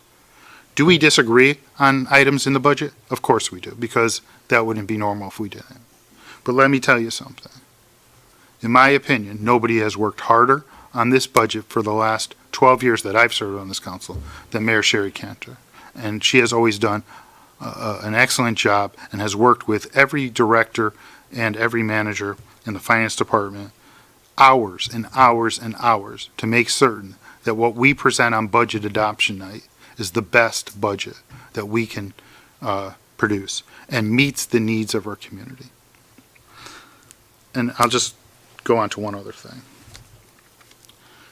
West Hartford has a lot going for it. It's a really great community. We all love West Hartford. We all find a lot of things that are really, really great about it. And I would consider us the vibe of the region. Everybody wants to come here. They want to eat here. They want to socialize here. They enjoy it. And I never hear anyone speak disparagingly about our community. They're always like, wow, you live in West Hartford. That's a great town. Never hear any negatives about living here. Our schools are excellent. I can attest to that with the college educations my kids are getting and where they got to go. We're professionally managed, AAA bond rating. Our sound services are second to none. And you know what? Anytime you open up your social media, and this is not fake news, the town of West Hartford is awarded best place for this, best place for that, number one for this, number one for this. It's not an accident. It just doesn't happen like that. It's just not, oh, we're just going to say West Hartford, West Hartford. No, it's earned. And it's earned because of the hard work that people who serve on the council, the people who do the day-to-day jobs in our town, who take pride in their work, make it a reality. And then the last thing I want to say about our town is we know many languages are spoken in our school system. And our school system addresses all the needs of all its students, or at least attempts to. And there's great disparity in wealth in our community, as reflected in the housing stock, as reflected in the occupations. I would say a flat budget would negatively impact those least able to provide those services on their own in the private sector. If we were to close our swimming pools, the people with the least amount of economic means don't have a beach house, don't have a lake house, don't belong to a country club. They would have no other place to go to swim because they use our public pools. Our seniors use our senior centers not only as a social gathering place, but on cold days, really cold days, and really hot days, they go there for cooling or for heating because that's where they wish to be, and we provide a great service and amenity to them. Our library, believe it or not, people, everybody in West Hartford does not have the internet. They do not have the internet. And they don't have a desktop at home to do the research for their school projects or papers. They go to our libraries to work on them. And if you ever go into our libraries, you'll see those rooms are filled of users who are doing a variety of projects. That's not an accident. And you say, well, why don't they just do it at home? They don't have a computer that doesn't. And I know from my own personal profession, most people don't have a printer. Okay? You tell people, can you print something out? They don't have a printer because they don't have the ink for the printer because the ink costs more than the printer. So I get it. I get what people are saying that they want a zero. It's not realistic. And I work in the realm of being realistic. We don't need any more time. I don't think we need any more data. I don't think the process is flawed. I think that every person here has the opportunity to request the data that they need to make an informed decision. I've never hesitated to contact the manager to ask any of the department heads to get me any type of data that they've needed, that I've needed to make a decision. We talked about the credit card conveyance fee for the parking lot. I think that was one of my suggestions, that that ought to that ought to come from there instead of having the rates go up on the parking on the street. I think that credit card fees ought to be borne by the user of the credit card. I don't think that West Hartford taxpayers ought to be getting the bill for somebody who's earning points or gift cards or whatever by using their credit card. I think that's been my point all along. And with respect, and I'll end on this, with respect to an investment and most people's investment in this community is their home, for those who live in homes. In 1997, we purchased our home for $131,000. I think my home is worth $250,000 or more today, double my investment. Do I have the biggest house in West Hartford? No, 1,487 square feet. But you know what? It meets my needs. So there are areas of town where things have appreciated. And let me tell you, between the education and that emergency response I had 6 months ago, when I picked up the phone to dial 911 to have them come to assist my wife, I can't put a price tag on how much tax dollars I'm going to pay because the result was phenomenal. The person arrived, they knew what they were doing, got us to the hospital, and you know what? I can't be more grateful than that because a 4-minute response from the time you pick up the phone to somebody gets there, that's truly amazing. And that's something that I will always remember. And for all those good reasons, I will be supporting this budget this evening. I know that I spoke at length this evening, probably not as long as a zoning application, but I think it's important, it really is important, to point out the good stories about West Hartford and the good people who work here. And I do appreciate everybody's efforts around the budget. We don't agree and on fundamental principles with respect to budgeting here, but I think the majority of us sitting around this table, and yes, we are of the same political party, have reached that same consensus. So I don't think we're that far off base. So with that, I'll conclude my remarks. Thank you. Thank you, Mr. Davidoff. It was longer than our zoning, maybe. No. All right. Well, in closing, I think I just want to, first I'm going to start by thanking everybody at the table and all of your comments. I think they were very reflective of your positions throughout the process and your involvement, whether it be, the heads of the committees or the concerns that you have shared all the way through and been consistent on. And I appreciate all the work and the dedication. It is, and respect for each other's positions. This doesn't happen everywhere. This is unique, and you really should be grateful for the everybody out there for the commitment and the time and the importance that all of my colleagues have put into this process. So also want to thank the town manager. This has been a difficult, from the minute I think he landed in West Hartford, it's been a difficult run. We are thrilled to have you in leadership, and you have guided us well. You've been incredibly responsible, incredibly ethical, and very, and I know that you respect your staff. You have made, I think, incredible judgment with three remarkable hires, Brittany too, as well as the two chiefs that are sitting out there, Chief Riddick and Chief Priest, and continue to lead. And I know we're going to see more of that analysis and deep thinking about how we change the trajectory of the property tax system that exists, but within West Hartford, and what we can control and what we can do. I want to thank Peter Privatera, who had a loss in his family and is with his family now, and for his tireless work. I even went to the wake yesterday, and he's like, I really feel bad about not being there. I said, please don't think, give us a thought. And he prepared us all well. Liz Hewitt, who I've worked with for so many years and is incredibly professional and knowledgeable about every line on the budget, and Barbara Brua, who also same, and has just been remarkably professional, and we're lucky to have their service.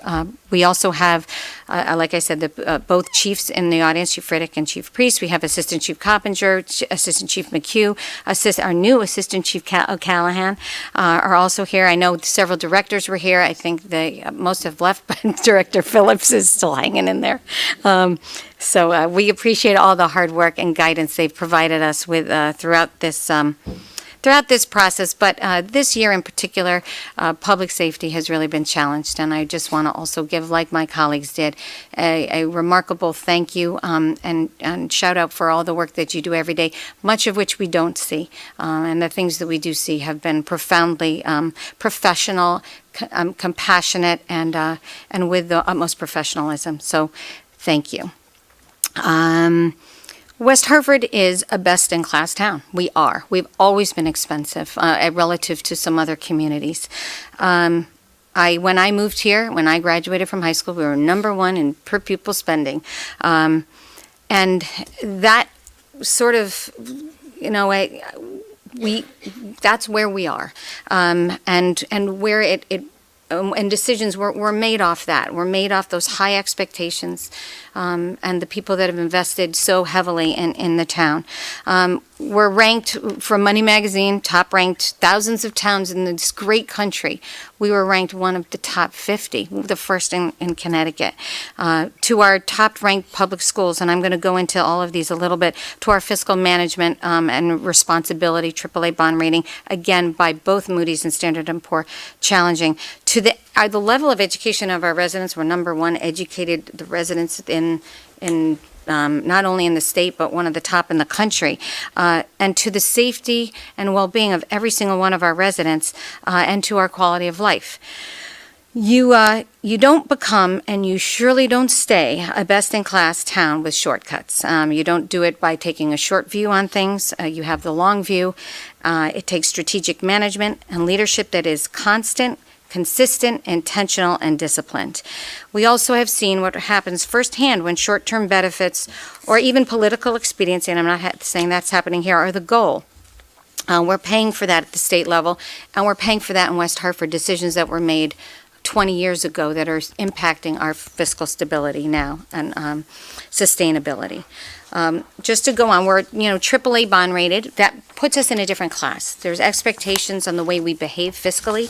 We can't take one-time revenue benefits. We can't use a bond premium in 1 year. We can't do certain things that other communities might do. It's not something that's happened by chance. It takes a lot of work and planning, modeling, talking. These are things that we do all the time.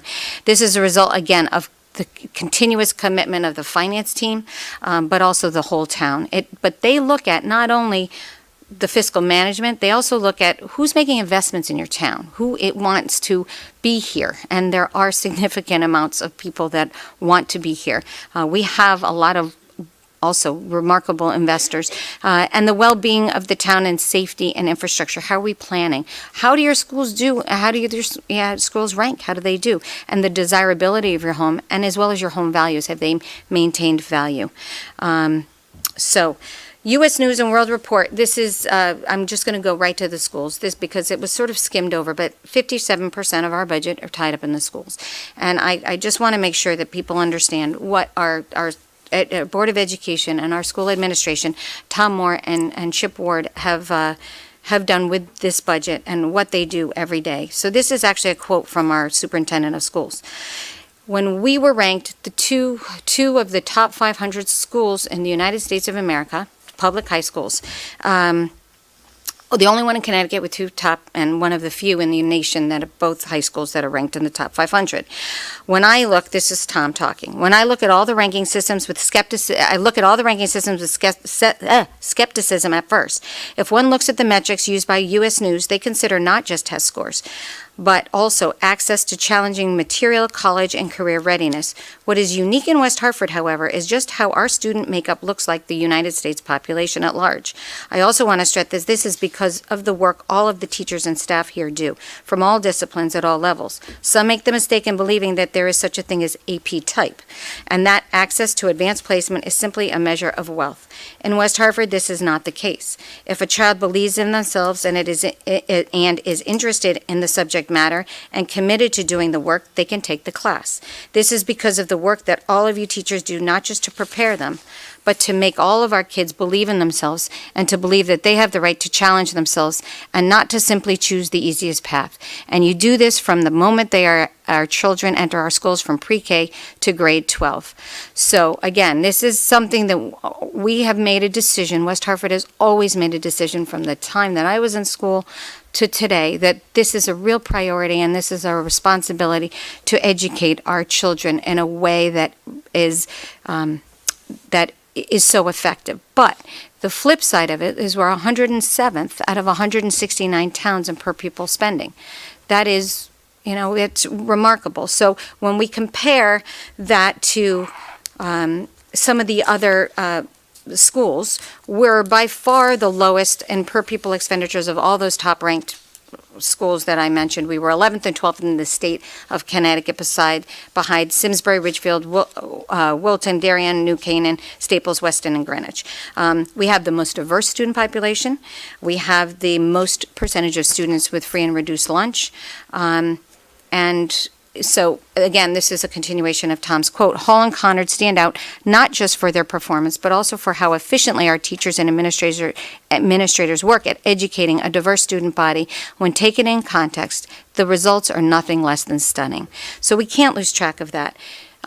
As Ben mentioned, the Derg B, if we were compared to Derg B and we don't look like Derg B, when you look at the statistics that West Hartford has, we would spend $10 million more in education. If we were average of the state, we would spend $5 million more. And of the largest district, which receive lots of help and assistance from the state, and we do not receive that kind of level, we would it would cost us $800,000 more. And again, but that's just as compared to the whole pie, not what those municipalities actually pay. So this list demonstrates that spending less but getting great results, that means government is working well. The schools are facing some challenges, like many schools in the United States, but in particular, transportation needs have gone up, costs have gone up actually. Special ed needs in West Hartford are uniquely pressuring, put some pressure on our budgets over time. School security and counseling is sort of a newer element that has been a real focus priority of everybody in the town. The public safety is here, and they have been so committed to this. But there's the hardened systems of the schools that also we've had to invest in that. So all of those things can't go. It doesn't always go to the place that maybe you would like or choose it to go, but it is essential and important to the safety of every one of our children and our staff. I'm almost done with the schools, but what do our schools actually do? Again, we're the only municipality in the state to have 2 public high schools with gold awards, such I said. West Hartford has 2% of the state's public school students with 5% of the AP scholars. Also have 49 national AP scholars, which represents 10% of the state's national AP scholars. And those students have taken 8 or more AP exams. If West Hartford was a state instead of a town, we would be 42nd in terms of AP scholars, ahead of Alaska, Mississippi, Montana, New Mexico, North Dakota, South Dakota, Vermont, and Wyoming. Only 28 states as a whole had more AP capstone scholars than West Hartford had last year. We had 22. So unique and important to talk about. And we are on the lower end of that. We're in the bottom third of that per pupil spending.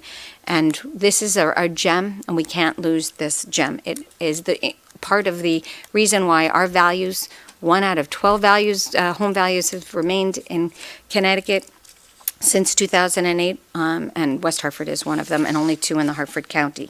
So, simple and factual. MDC ad valorem, you've heard about it last meeting, and again at this meeting, really is one of our budget drivers that people are unaware of. We're working on trying to change the systems to go to a user fee. If that does happen, your taxes will go down. It's 2 mils to the average, just shy of 2 mils to the average home, to every homeowner, and it's something that we really do need to do. So, past service costs of our pension is a significant challenge, and you heard that this evening as well. It has put tremendous pressure on our budget, and this has been since the day I arrived, this has been a focus of all of us on the council, but I've spent an inordinate amount of time on this. But 70% of our budget, our contribution is past service costs. So it's a confluence of events. In the 40s and 50s, when these contracts were negotiated, nobody ever expected employees to live, God bless, to 80s or 90 years old.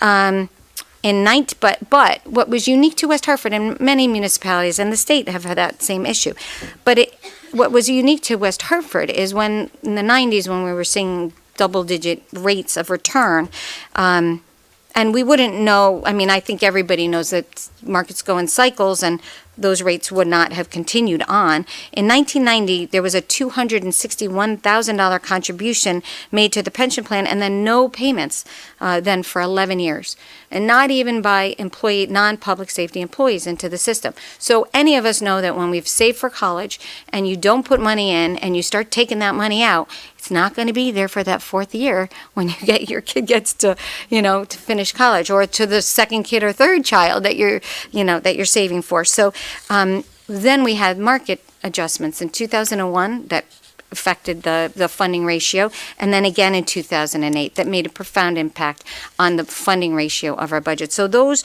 elements all made a big difference in what drives our contributions to our pension plan. So, and when I came on board, we actually had a $5 million contribution. Well, we'll go back. 2000, I wasn't on in 2002, but 2002 was a contribution of $5 million. Today, it's over $25 million. So, we can't negotiate our way out of that. We just can't cut our way out of that. We have to fund it.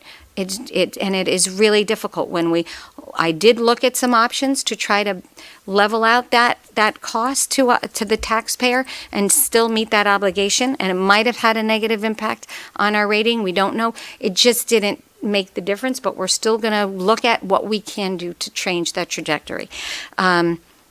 There is an end in sight, and we're sort of at the peak of the increases, and now the increase will be decreasing, and at some point it will go down, but we have about a 10-year window before that actually is going to be a significant relief.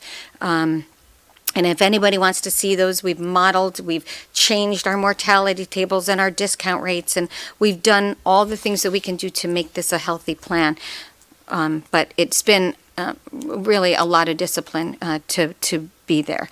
And the reality is 87% of our budget are property taxes, and the majority of that are residential property taxes. So it falls on us to determine what our town is and what we can be. As Ben had mentioned, the equalized mill rate is a way for us to equalize where we are in a reevaluation cycle. It doesn't take out, like Dallas said, the MDC piece of the budget. It doesn't, so we know we're high because of that. So, but our equalized mill rate, even with the MDC in there, with increases that were in some years double digit or 8%, close to 10%, our equalized mill rate increased from 2009 by 3.2%, less than Avon, Simsbury, Glastonbury, Farmington, Rocky Hill, Wethersfield, Bloomfield, Windsor, Southington, Hamden, Manchester, Fairfield, and Bristol. We started at a higher point, but we've increased less. We've done a lot. Let's see. Over the last decade, I won't go through them all, but we've taken a lot of, it's a great list of, we've done some wonderful things to keep us as competitive, sustainable, while putting a priority on service and value to our residents. We've combined jobs on the Board of Ed in town, and Matt and I get asked this when we go to meetings, how did you do this? How did that happen? What happened? The paramedic service is actually a better service generating revenue at a reduced cost. We might have some increased costs, and maybe there will be a little bit more increased costs, but the expectation is that those revenues will go up more. But the best thing part of that is the service is better, and our very, very professional fire department is utilized in a way that is just serves our community in the best way possible.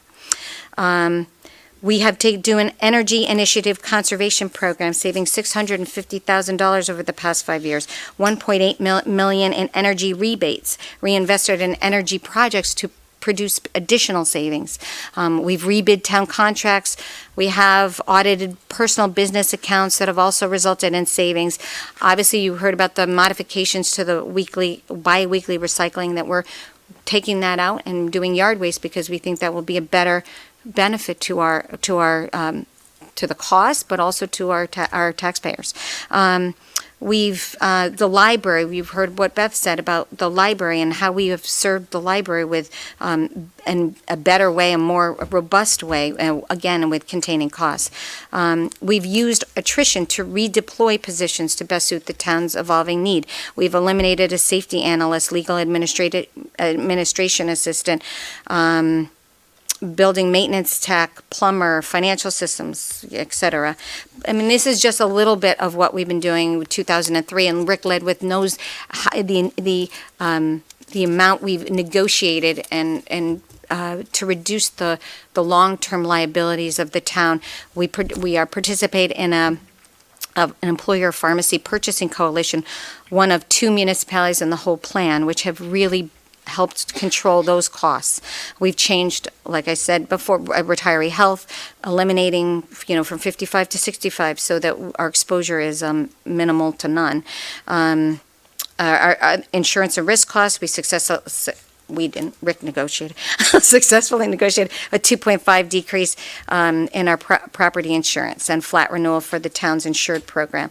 We also are very good at taking securing grant opportunities that make sense for us, whether it's scuba is it the SCBA equipment? And the paramedic heavy duty vehicle police grants for DUI, distracted driving, and underage drinking have made a big difference in our community. Again, the shared services are throughout all of our big jobs: risk management, human resources, IT facilities, financial services, grounds, capital project management, and purchasing. Technology initiatives also have saved us a lot of money. We do have our own fiber optic town network, which has remarkable redundancy and safety, but it also prevents us from having leasing costs that have continued to rise and would have cost the town $250,000 or $250 to $300, I heard actually conflicting information a year on that. Virtualizing servers that also saved on electricity as well as efficiency. So when the department request came to Matt, he actually cut $1.9 million, and there was a $1.3 million adjustment for revenues, and now an additional 1.5 after our review. So I do believe that this budget of 41.8 mils, 1.95%, is a responsible, good budget. And I will say, if anybody thinks any of us want to raise taxes, we don't. And I will, just for history's sake, at many points in West Hartford history, we were much, much higher. In the 70s, we had a mill rate of 74, 75. And we have had mill rates in the 60s. So it's all relative to how your values in your home and the grand list also grow. So that equalized mill rate takes that into account. So here we are. West Hartford's one of a very select group of towns in the nation to hold the coveted AAA bond rating from both Moody's and Standard & Poor. Top-ranked schools with the lowest third pupil costs, gold distinctions, like I said, America's most challenging high schools, Money Magazine top 50 place to live in the nation, only one in Connecticut, Kiplinger's top 10 best cities in the nation for the next decade, Kiplinger's top 10 great cities for raising families, best public school district, Best of Hartford, #1 overall, #1 best for families, #1 for seniors, #1 library, #1 most educated. Smart Asset, healthiest housing market in Connecticut. Travel and Leisure, one of the coolest suburbs worth a visit in Connecticut Magazine. And Movoto, top 10 locales in New England, top 10 best places to live in Connecticut. But in 2018, like I said, the current article saying the single-family home prices were 15% below peak in 2017, and only 12 have either reached or surpassed the annual median sale price as a decade ago, and only 2 in the Hartford area, us being one.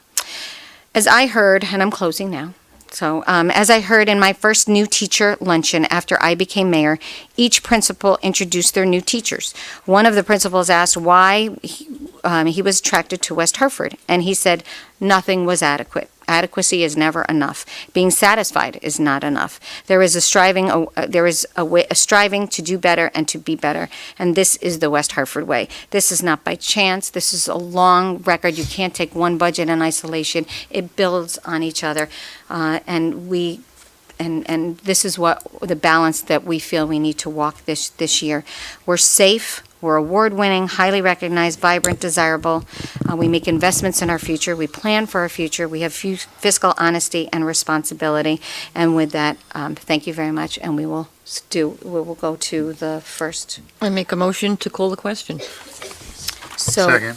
motion's been made and seconded, and we need to do a roll call for. Remember, we're going to go back to the other two items, but we're going to do a roll call for 6A. Mr. Barnes, No. Ms. Cantor, Yes. Mr. Davidoff. Yes. Mr. Dodge, Yes. Ms. Fay, No. Ms. Kerrigan, Yes. Mr. Sweeney, Yes. Mr. Winograd, Yes. and Mr. Williams. No. Passes 6-3. Okay. Motion for, roll call for 6B. I don't think we have. Mr. Barnes, No. Ms. Cantor, Yes. Mr. Davidoff, Yes. Mr. Dodge, Yes. Ms. Fay, No. Ms. Kerrigan, Yes. Mr. Sweeney, Yes. Mr. Winograd, Yes. and Mr. Williams. No. It passes 6-3. Roll call for 6C. Mr. Barnes, No. Ms. Cantor, Yes. Mr. Davidoff, Yes. Mr. Dodge, Yes. Ms. Fay, No. Ms. Kerrigan, Yes. Mr. Sweeney, Yes. Mr. Winograd, Yes. and Mr. Williams. No. It passes 6-3. And D is not a roll call, but is so I will say, so What's that? Move to adopt a resolution concerning the tax levy on the list of October 1st, 2018. Second. motion's been made and seconded. All those in favor, say aye. Aye. All those opposed? Nay. I think you meant nay. Right? Yes, I think it's 3. 3. The motion passes 6-3. Okay, so, E. Thank you, Madam Mayor. I move adoption of a resolution authorizing year-end budgetary transfers. Second. Motion's been made and seconded. Mr. Hart, do you want to just, we've all seen these, but I don't know if you want to say anything about them. I don't think you. No additional comment, Mayor. Okay. All right, all those in favor? Aye. Aye. All those opposed? Nay. Motion carries 6-3. And F. Ms. Kerrigan. Thank you, Madam Mayor. I move adoption of a resolution to authorize issue and sell general obligation refunding bonds. Second. Motion's been made and seconded. All those in favor? Aye. I'm sorry, just pause 1 second. All those in favor? Aye. Aye. All those opposed? Nay. Motion passes 6-3. I would bet you don't have a town manager's report, but we are up to you. My report's loaded in the system. Please read it at your leisure. Thank you. No, I didn't mean to cut you short. If you have anything, please. Those were going to be my comments, Mayor. Thank you. Okay. Thank you. Announcements. We do have a few. Food needed, the West Hartford Food Pantry, as I have said, actually a few meetings in a row. So we do need peanut butter, tuna, cold cereal, applesauce, canned fruit. And you can call the coordinator, Nancy Stockman, if you have a large delivery. Otherwise, you can drop it in the lobby. Memorial Day Parade will be held on Monday, May 27th at 10 a.m. All veterans who are with a group or alone are welcome to march in the parade. And this will have, obviously, a veteran focus. Call Renee McHugh if you have any questions. Elmwood Blooming. Elmwood Business Association is partnering with Knox Inc. Again, and Charlie Hilburn from Sheehan Hilburn Breen is visiting local businesses to seek their support in sponsoring a planter. If you have interest or if you are able to donate towards a planter, please contact Charlie Hilburn at 1084 New Britain Avenue. An economic development luncheon will take place on April 25th from 11:30 to 1 at Wampanoag with Director Director Mark McGovern, Director of Community Services, and Chris Ugorski, Economic Development Specialist, to give a comprehensive update on economic development. Light Up the Night, it will happen on Friday at the West Hartford Art League, and that is, not sure the timing on that one. Friday, 6 o'clock, sorry. It includes food trucks and tickets for one person for $10. And it's a great way to celebrate our art, our wonderful art league. National Take Back Day on Saturday, April 27th from 10 to 2 at the West Hartford Police Department.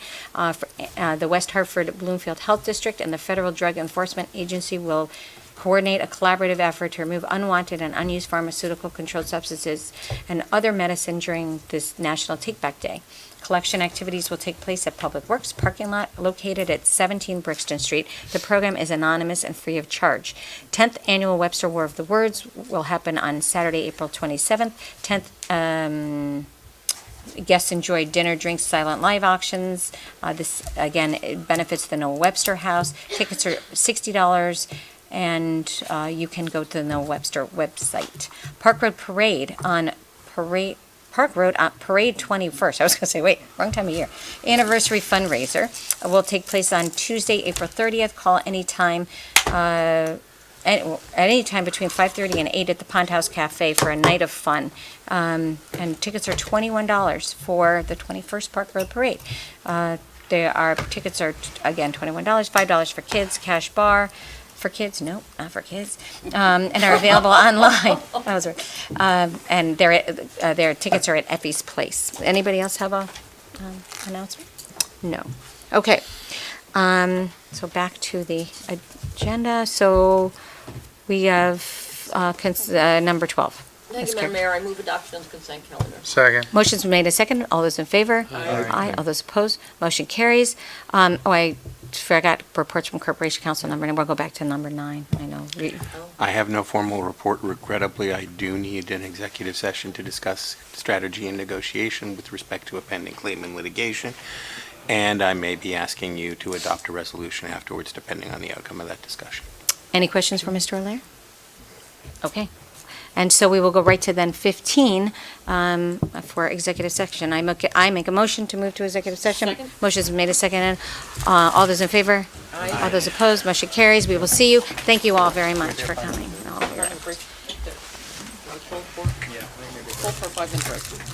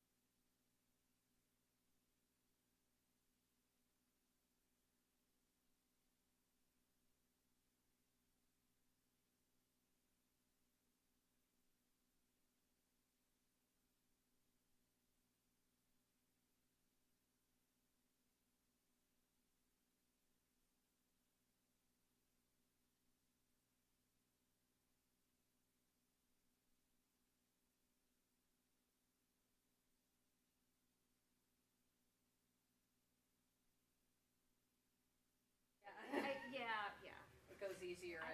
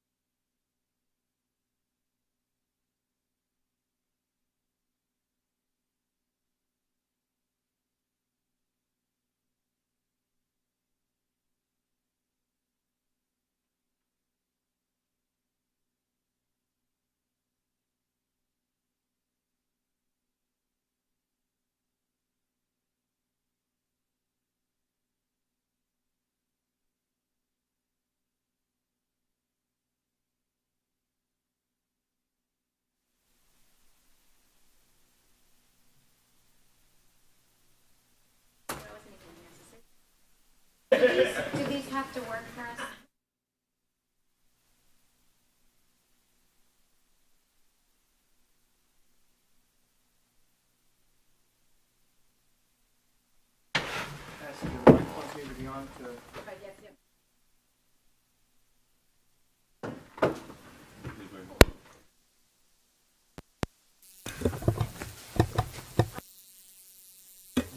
I make a motion to suspend the rules to adopt a resolution authorizing a settlement of a claim. Second. Motion's been made and seconded. All those in favor? Aye. All those opposed? Motion carries. I make a motion to adopt a resolution. Be it resolved that the administration of the town of West Hartford is authorized to settle the case entitled Mark Freeman v. Town of West Hartford Superior Court of Connecticut docket number HHD CV 17-608-4606S for the sum of $81,000.00. Second. Motion's made and seconded. All those in favor? Aye. All those opposed? Motion carries. I make a motion to adjourn. Second. Motion's been made and seconded. All those in favor? Aye. All those opposed? Motion carries. Good night.